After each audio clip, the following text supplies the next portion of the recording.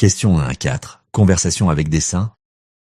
Vous allez entendre des conversations entre deux personnes. Indiquez à quel dessin correspond chaque conversation. Bonjour, je voudrais enregistrer ma valise. Bien sûr, votre vol est à quelle destination? Pour Montréal, à 14h30.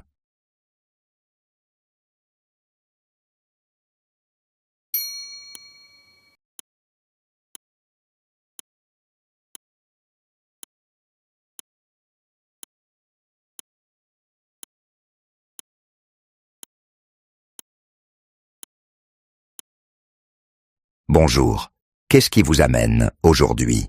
J'ai mal à la gorge depuis 3 jours. D'accord, je vais vous examiner.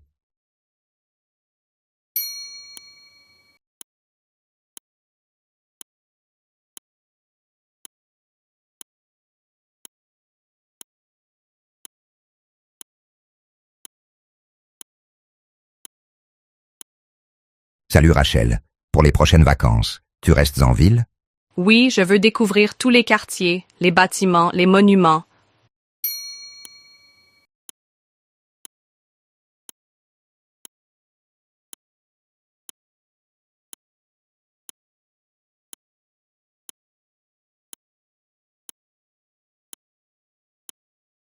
Tu as des nouvelles de Marina? Ça fait longtemps.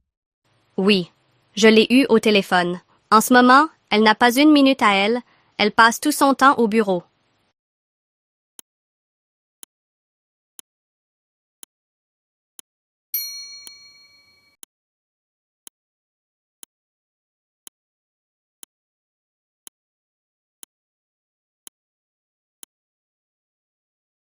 Question 5 à 8. Annonce publique.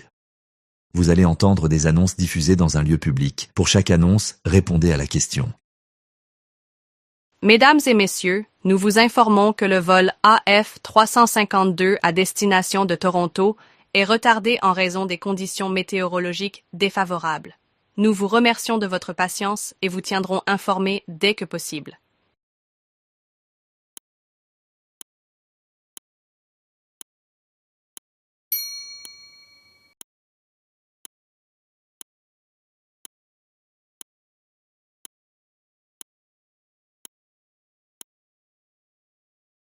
Chers clients, aujourd'hui seulement, bénéficiez d'une réduction exceptionnelle de 20% sur tous les produits Liffray. Profitez-en avant la fermeture du magasin ce soir.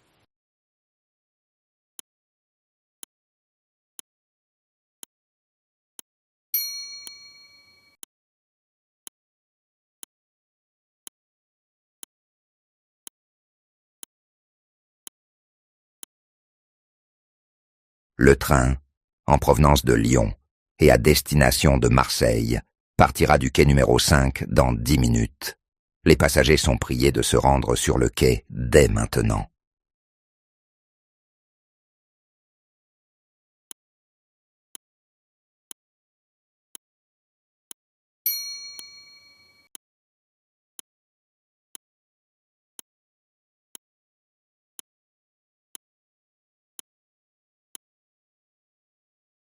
La séance du film « Le Grand Voyage », prévue à 18h30, débutera dans quelques minutes. Les spectateurs sont priés de rejoindre la salle 2 dès maintenant.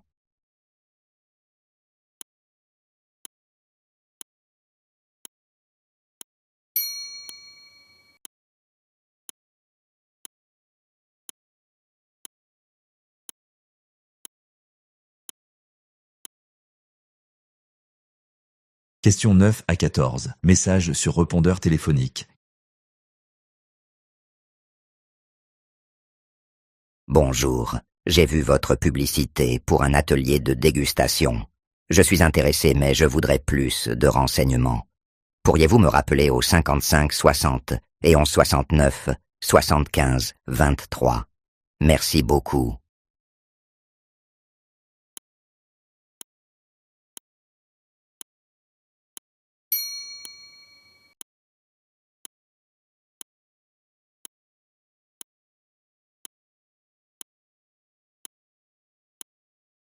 Salut Williams, j'espère que tu vas bien.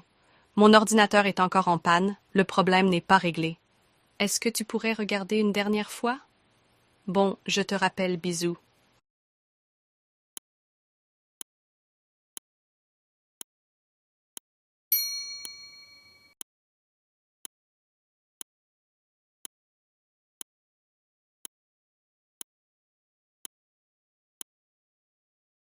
Oui, bonjour, c'est Camara de l'Institut français de Guinée. Nous nous sommes rencontrés au Salon des entreprises. Vous étiez intéressé par des cours de français pour vos collaborateurs. Je serais ravi de venir vous présenter nos offres. N'hésitez pas à me rappeler.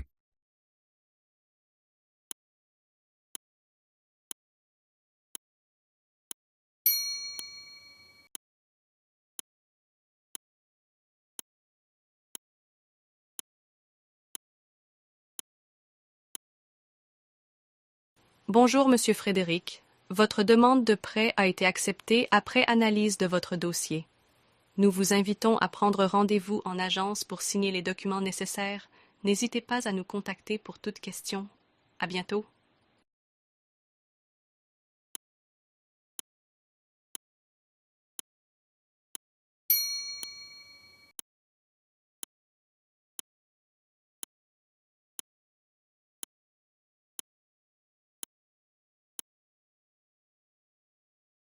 Bonjour Madame Leclerc, c'est la mairie.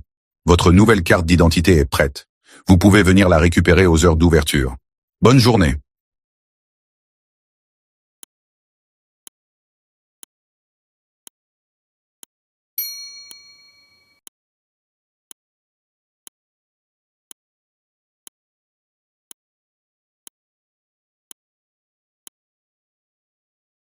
Bonjour Madame Martin, ici Thomas du service clientèle. Nous avons bien reçu votre demande de remboursement. Un conseiller vous contactera sous 48 heures. Merci de votre patience.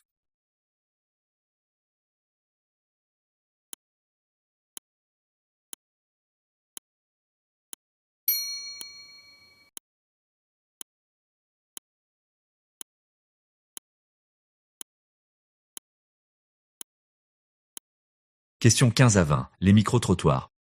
Vous allez entendre 3 personnes répondre à la question suivante. Accordez-vous de l'importance aux labels alimentaires? Indiquez si la personne interrogée A y accorde beaucoup d'importance, B y accorde un peu d'importance, C n'y accorde pas d'importance, D ne se prononce pas. Le label Made in Cameroon. Ça c'est bien pour soutenir l'économie locale. J'en achète parfois si c'est pas trop cher.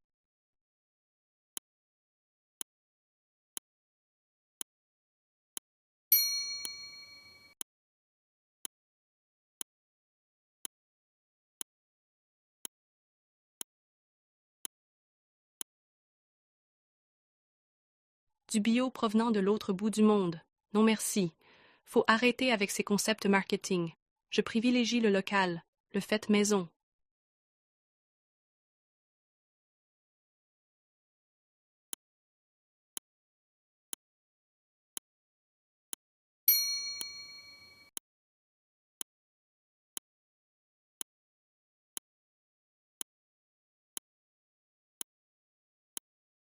Question 18 à 20. Vous allez entendre 3 personnes répondre à la question suivante. Achetez-vous des produits du bio? Indiquez si la personne interrogée A. Oui, j'achète presque exclusivement du bio. B. Oui, mais seulement de temps en temps. C. Non, je ne vois pas l'intérêt. D. Je ne sais pas trop quoi en penser.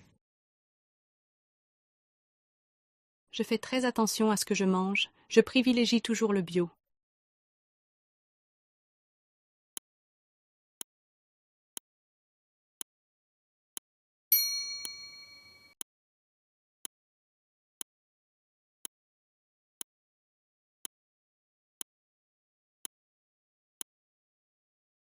J'achète du bio si ce n'est pas trop cher, mais je ne fais pas toujours attention.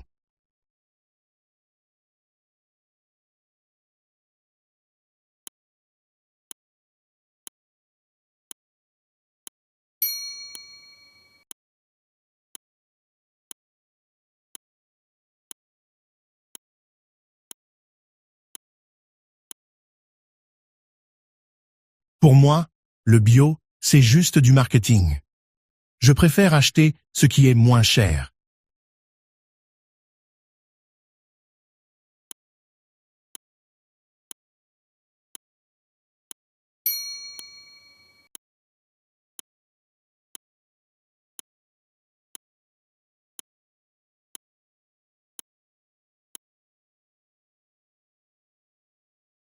Question 21 à 22, chronique. Vous allez entendre des émissions de radio. Pour chaque émission, répondez à la question. Au Bangladesh, on le surnomme Mama. C'est le tigre du Bengale. De 100 000 au début du XXe siècle, il en reste seulement 4 000, dont la plus grosse partie est ici, dans les mangroves de Sundarbans. Il est pourtant tout en haut de la chaîne alimentaire, et normalement, personne ne vient lui chercher des noises. Roi du camouflage, il se fond dans les hautes herbes avant de fondre sur sa proie. Là tu me vois, là tu ne me vois pas. Normalement, sa couleur orangée ne gêne pas, car la plupart des animaux qu'il chasse sont daltoniens. Mais l'homme armé d'un fusil, lui, le voit très bien et ne le rate pas.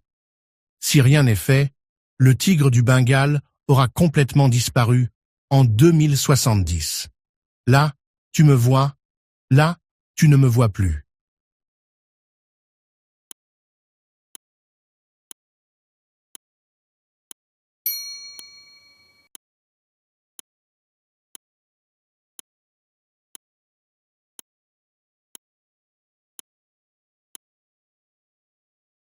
Le sommeil joue un rôle essentiel dans notre santé physique et mentale. Pourtant, de nombreuses personnes dorment moins que les 7 à 9 heures recommandées par les experts. Le manque de sommeil peut entraîner une baisse de concentration, du stress et même des problèmes cardiovasculaires. Les écrans sont l'un des principaux responsables de cette tendance, car la lumière bleue perturbe l'endormissement. De plus, le stress et les horaires de travail irréguliers compliquent l'adoption d'une routine stable. Pour améliorer la qualité du sommeil, il est conseillé d'éviter les écrans avant de dormir et d'adopter des horaires fixes. Une alimentation équilibrée et la pratique du sport peuvent aussi aider. Enfin, une chambre calme et sombre favorise un sommeil réparateur. Mieux dormir permet d'être plus productif et en meilleure santé au quotidien.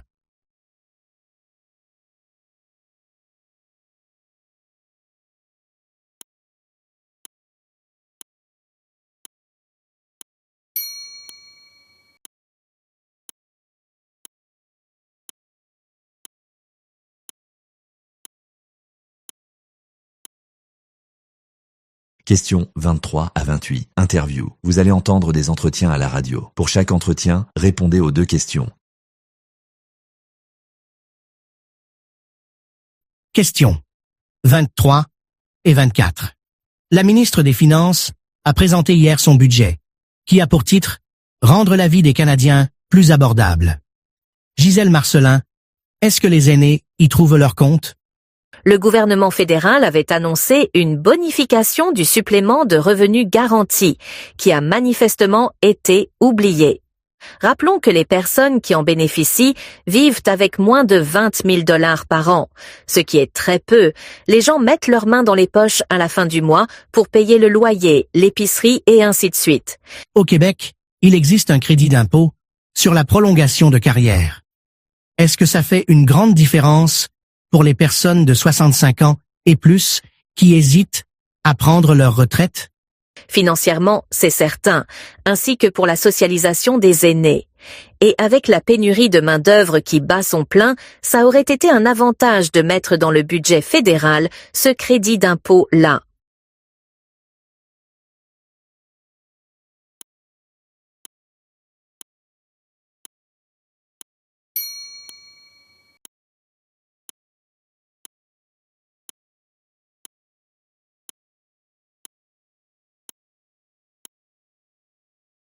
Questions 23 à 28. Interview. Vous allez entendre des entretiens à la radio. Pour chaque entretien, répondez aux 2 questions.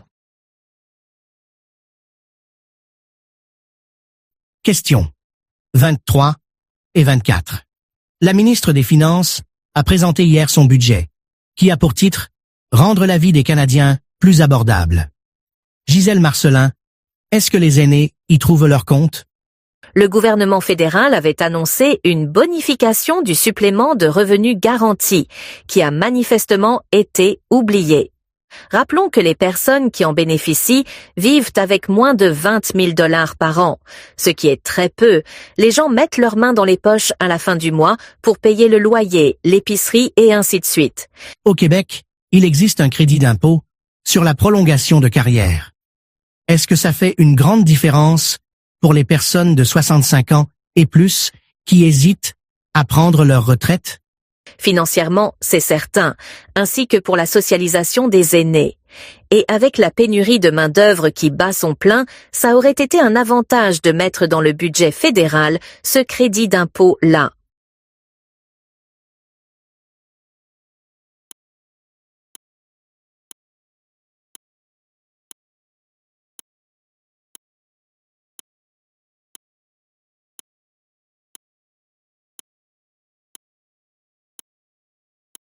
Questions 25 et 26.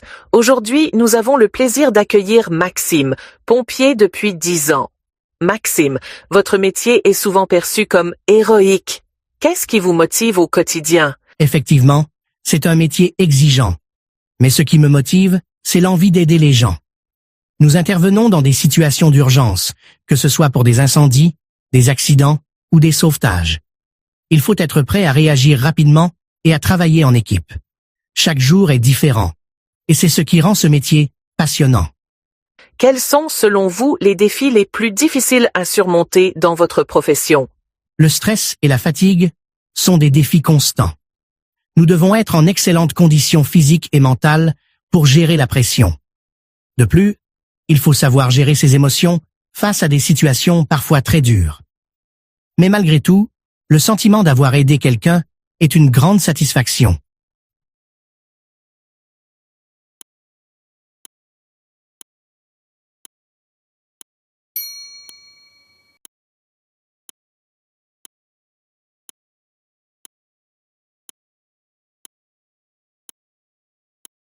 Questions 25 et 26.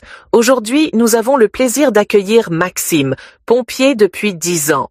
Maxime, votre métier est souvent perçu comme héroïque. Qu'est-ce qui vous motive au quotidien? Effectivement, c'est un métier exigeant. Mais ce qui me motive, c'est l'envie d'aider les gens. Nous intervenons dans des situations d'urgence, que ce soit pour des incendies, des accidents ou des sauvetages. Il faut être prêt à réagir rapidement et à travailler en équipe. Chaque jour est différent. Et c'est ce qui rend ce métier passionnant.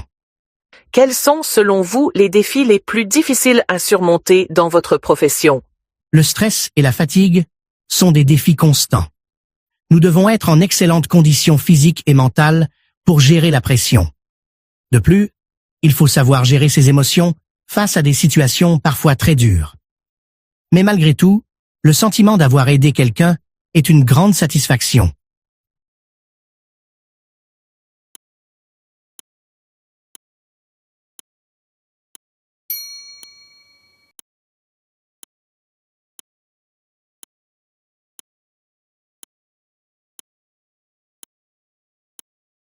Bonjour à tous et bienvenue dans notre émission. Aujourd'hui, nous abordons un sujet d'actualité, le télétravail. Avec la montée du travail à distance, de nombreuses entreprises et employés doivent s'adapter. Pour en parler, nous accueillons Madame Sophie Durand, experte en ressources humaines. Merci d'avoir accepté notre invitation. Merci à vous pour l'invitation. C'est un sujet passionnant qui mérite d'être discuté. Le télétravail s'est beaucoup développé ces dernières années. Quels sont, selon vous, ses principaux avantages? Il offre plus de flexibilité aux employés, réduit les temps de trajet et peut améliorer la productivité. Certains travailleurs trouvent aussi un meilleur équilibre entre vie professionnelle et personnelle. Mais il y a aussi des défis. Pouvez-vous nous en parler?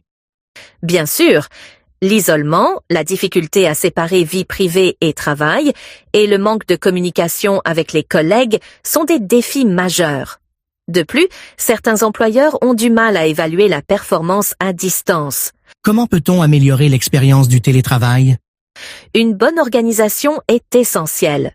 Les entreprises doivent nous fournir des outils adaptés, encourager des réunions régulières et fixer des attentes claires. Il faut aussi veiller au bien-être des employés. Merci pour ces éclairages précieux, Madame Durand.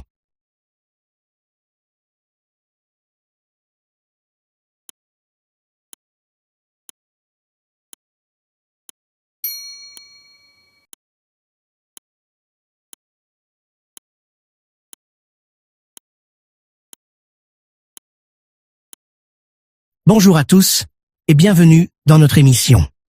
Aujourd'hui, nous abordons un sujet d'actualité, le télétravail.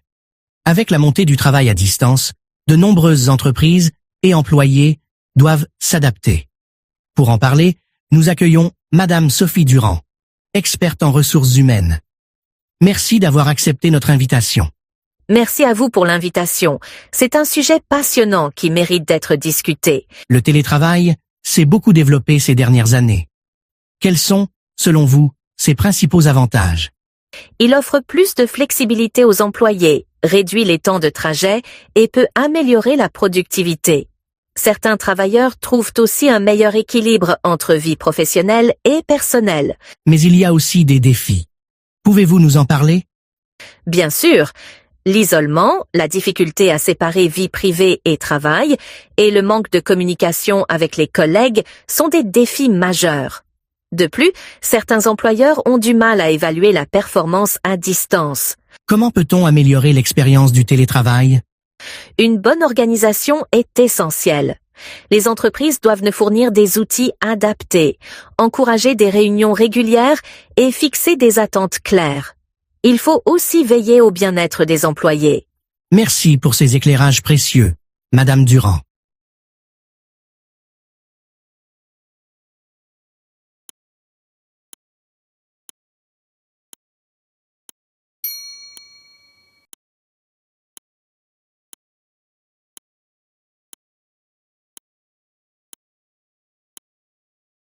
« 29 et 30.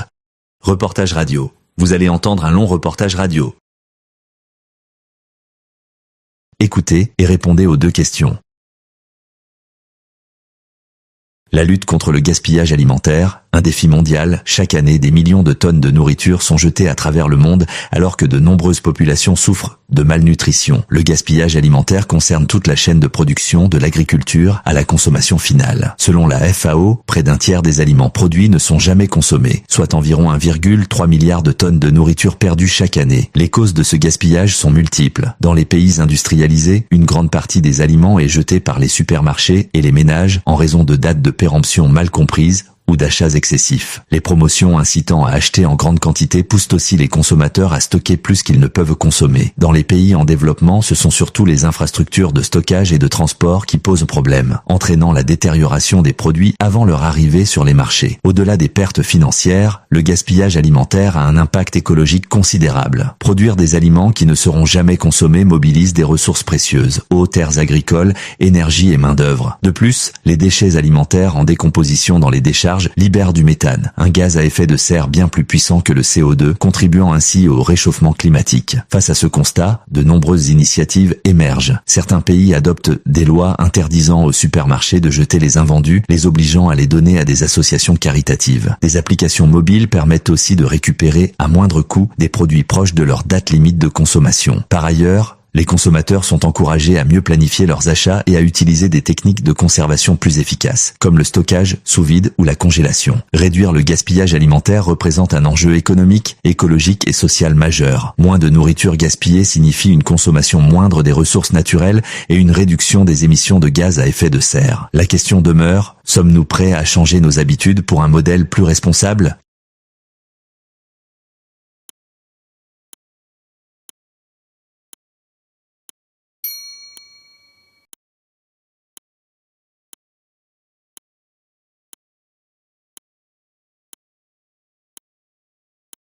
« 29 et 30. Reportage radio. Vous allez entendre un long reportage radio. Écoutez et répondez aux deux questions.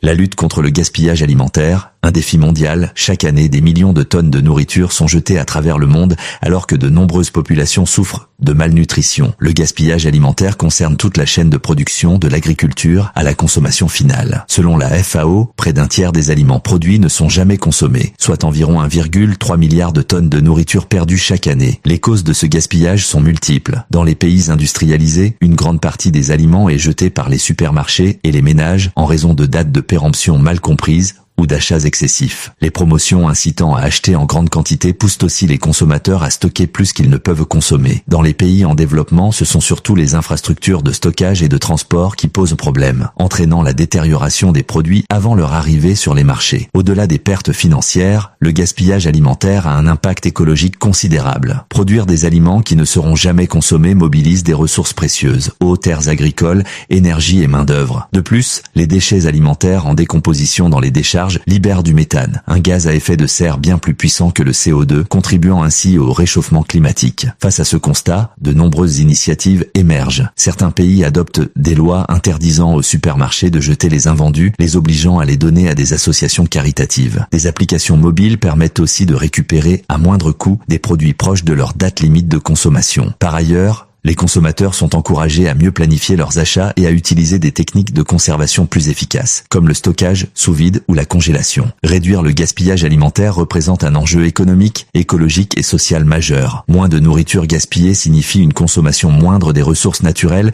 et une réduction des émissions de gaz à effet de serre. La question demeure, sommes-nous prêts à changer nos habitudes pour un modèle plus responsable ?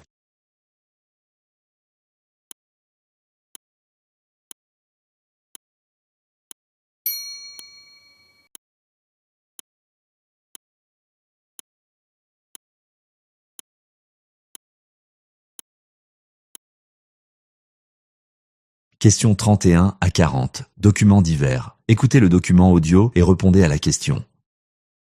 Les fonds marins recèlent encore de nombreux mystères. Chaque année, les scientifiques découvrent de nouvelles espèces marines aux caractéristiques étonnantes. Certaines possèdent des capacités d'adaptation uniques, comme la bioluminescence ou la résistance à des pressions extrêmes. Ces découvertes permettent de mieux comprendre la biodiversité et d'explorer des solutions pour préserver les océans. Les progrès technologiques, notamment les sous-marins autonomes et les capteurs de haute précision, facilitent l'exploration des grandes profondeurs. Grâce à ces avancées, les chercheurs identifient de nouveaux écosystèmes et analysent leur rôle dans l'équilibre global de la planète. Certaines de ces espèces marines pourraient également inspirer des innovations en médecine ou en biotechnologie. Malgré ces découvertes fascinantes, la pollution des océans et le changement climatique menacent de nombreuses espèces, soulignant l'urgence d'agir pour protéger ces écosystèmes fragiles.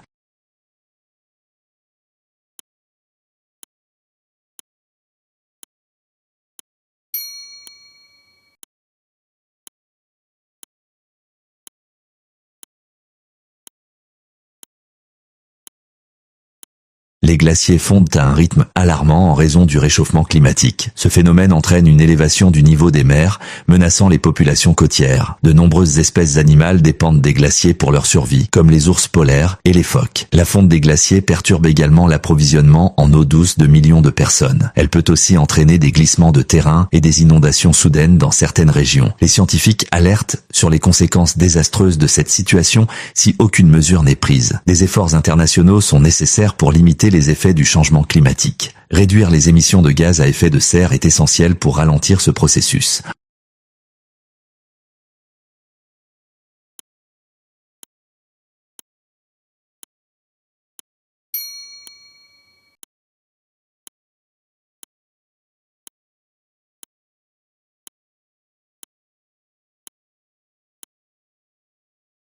Lisez la question et les choix de réponse. Maintenant écoutez et répondez à la question. L'intelligence artificielle, IA, transforme de nombreux secteurs de l'économie. Elle est utilisée dans la médecine, l'industrie, la finance et même les transports. Grâce aux algorithmes avancés, les machines peuvent analyser d'énormes quantités de données et prendre des décisions rapidement. Certaines IA sont capables de créer du contenu artistique, d'écrire des textes ou de simuler des conversations humaines. Cependant, ces avancées soulèvent aussi des questions éthiques, notamment sur la protection des emplois et la sécurité des données. L'intelligence artificielle continue d'évoluer et jouera un rôle majeur dans le futur. Elle est également utilisée pour améliorer les systèmes de reconnaissance faciale et automatiser des tâches complexes. Malgré son efficacité, l'intervention humaine reste souvent nécessaire pour superviser et corriger ces décisions.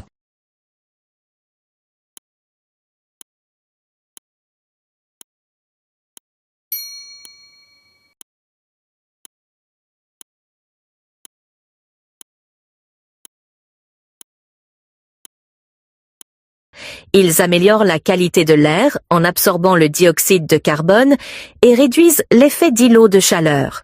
Les parcs et jardins offrent aux habitants des lieux de détente et favorisent le bien-être mental. Ils sont également bénéfiques pour la biodiversité en accueillant de nombreuses espèces animales et végétales. Certaines villes investissent dans la plantation d'arbres et l'aménagement de toits végétalisés pour lutter contre la pollution. Développer les espaces verts est une priorité pour rendre les villes plus agréables à vivre.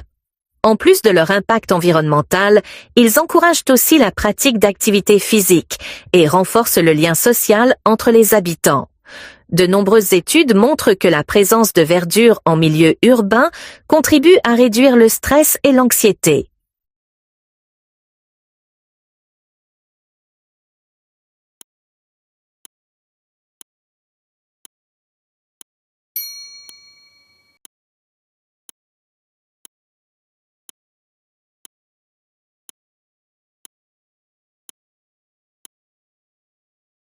Maintenant écoutez et répondez à la question.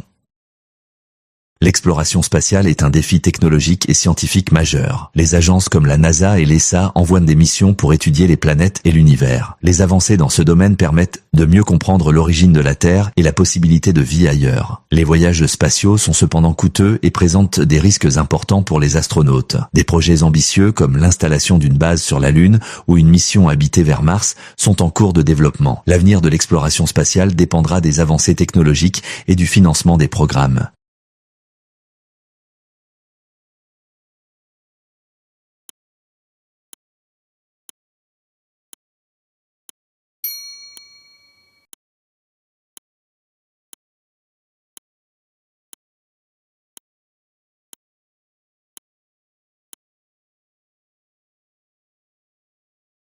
Lisez la question et les choix de réponse. Maintenant écoutez et répondez à la question.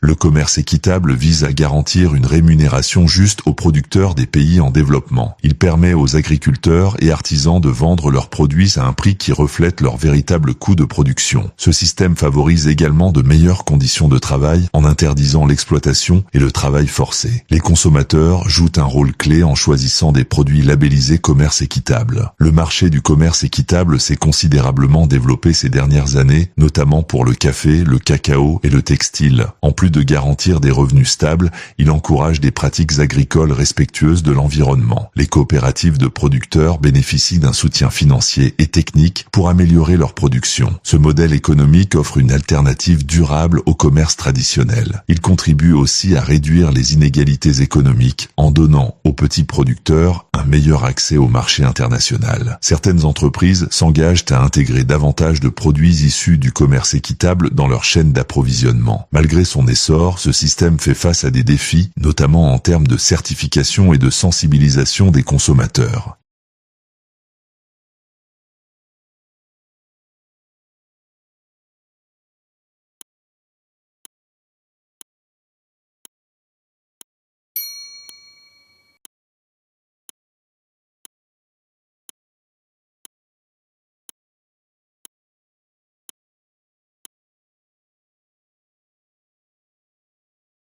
Lisez la question et les choix de réponse.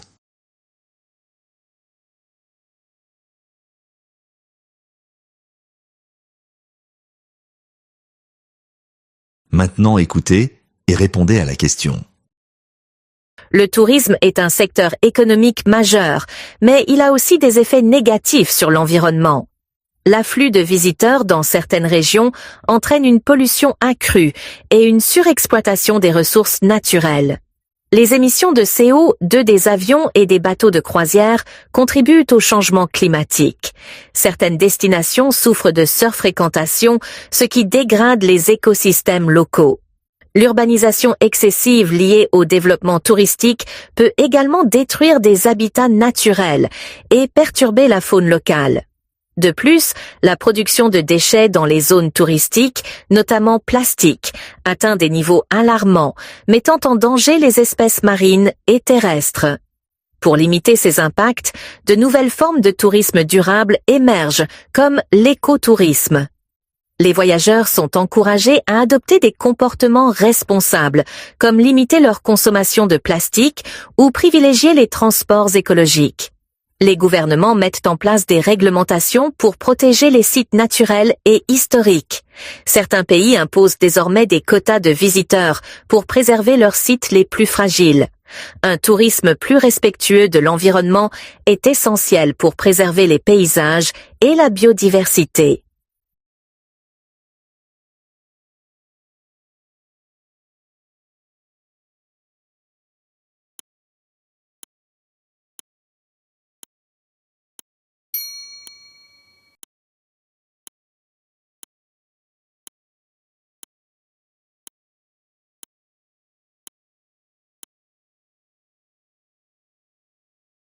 Lisez la question et les choix de réponse.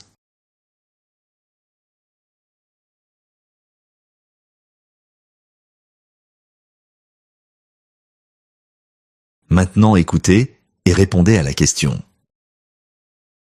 L'eau potable est essentielle à la vie et à la santé humaine car elle permet de maintenir l'équilibre hydrique du corps et de prévenir de nombreuses maladies. Pourtant, des millions de personnes à travers le monde n'ont toujours pas accès à une source d'eau propre, ce qui constitue un problème majeur de santé publique. La contamination de l'eau, qu'elle soit causée par des bactéries, des produits chimiques ou des métaux lourds, peut entraîner des maladies graves telles que le choléra et la dysenterie. Dans certaines régions, les sécheresses prolongées et les changements climatiques aggravent cette pénurie, rendant l'approvisionnement en eau encore plus difficile. Les inégalités d'accès à l'eau potable sont particulièrement frappantes dans les pays en développement, où les infrastructures nécessaires à un approvisionnement stable et sécurisé sont souvent inexistantes ou insuffisantes. Pour faire face à cette crise, les gouvernements et les organisations internationales lancent de plus en plus de projets visant à améliorer l'accès à l'eau potable. Des solutions comme la désalinisation de l'eau de mer, la filtration des eaux souterraines et de surface, ainsi que la gestion durable des ressources hydriques sont essentielles pour garantir un approvisionnement en eau fiable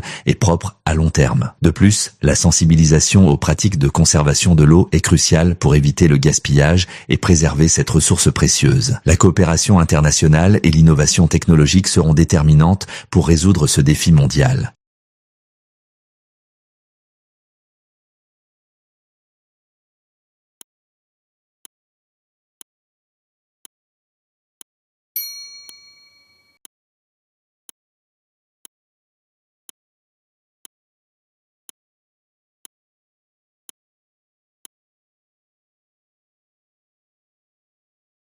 Lisez la question et les choix de réponse.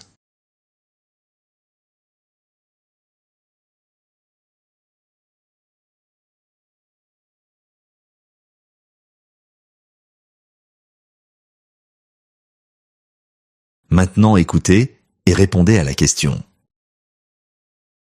Aujourd'hui, l'accès aux études universitaires reste un défi pour de nombreux jeunes. Les frais de scolarité élevés et le coût de la vie rendent difficile l'accès à l'université pour une grande partie de la population. Quelles solutions pourraient être mises en place pour aider les étudiants à surmonter ces obstacles financiers ?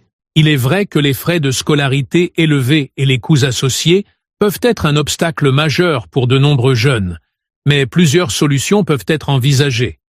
D'abord, les gouvernements pourraient augmenter les bourses d'études et rendre les prêts étudiants plus accessibles avec des taux d'intérêt réduits, afin de permettre aux étudiants de financer leurs études sans se retrouver endettés à vie.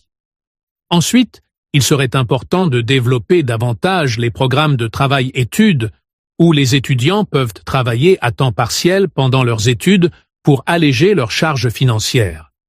De plus, les universités pourraient proposer des formations en ligne ou des cours à distance, ce qui permettrait de réduire les coûts liés au logement et au déplacement.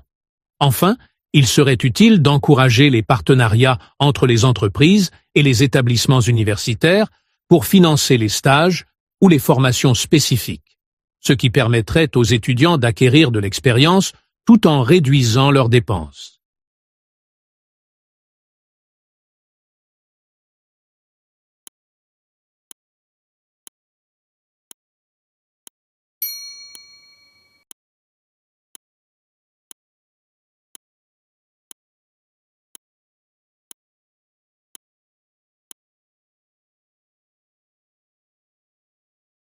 Lisez la question et les choix de réponse. Maintenant écoutez et répondez à la question. Le changement climatique est devenu une préoccupation majeure au niveau mondial. Les effets sont visibles, que ce soit à travers des phénomènes climatiques extrêmes ou la montée du niveau des mers. Quelles actions concrètes peuvent être prises pour ralentir ce processus? Pour ralentir le changement climatique, il est essentiel d'agir à plusieurs niveaux.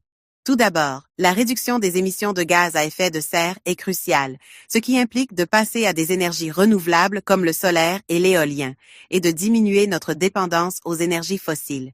Les gouvernements peuvent mettre en place des politiques strictes pour limiter les émissions industrielles et promouvoir des transports plus écologiques. De plus, chaque individu peut contribuer en réduisant sa consommation d'énergie et en adoptant des modes de vie plus durables, comme la réduction des déchets et le recyclage. Enfin, il est important de restaurer les écosystèmes naturels, comme les forêts, qui jouent un rôle majeur dans l'absorption du CO2.